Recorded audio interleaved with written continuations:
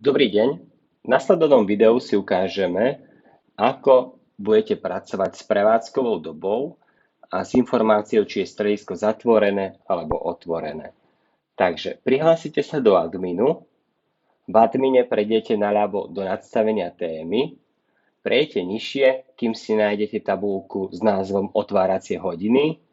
Prvý krok, keď budete chcieť otvoriť stredisko, po prípade zavrieť, je vlastne kolónka otvorenosť strediska.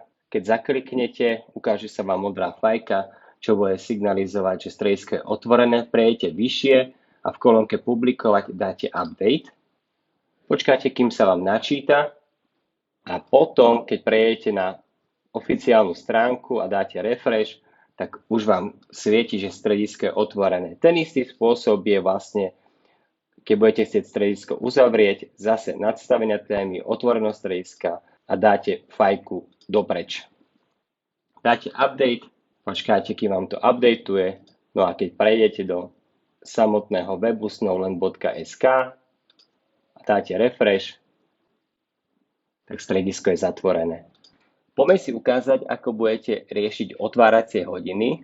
Takisto pod otvorenosť strediska si nájdete otváracie hodiny element, nadstaveniach témy a sem už máte pondelok, útorok a tak ďalej, až po samotnú nedeľu. Denná otvorenosť, to znamená, že keď sa lyžuje cez deň, nie je nočné lyžovanie. Teraz momentálne to informuje, že je zatvorené. Keď budete mať rôzne časy, dajme tomu od 8 hodiny rána po 16 hodinu po obede.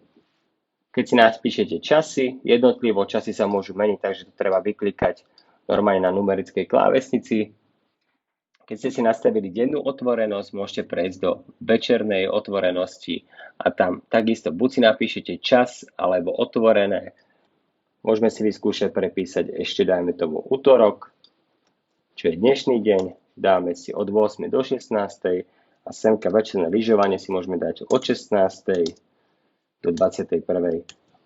Časy sme si nastavili, dáme update, dáme refresh stránky a už vidíme pekne útorok 16:21.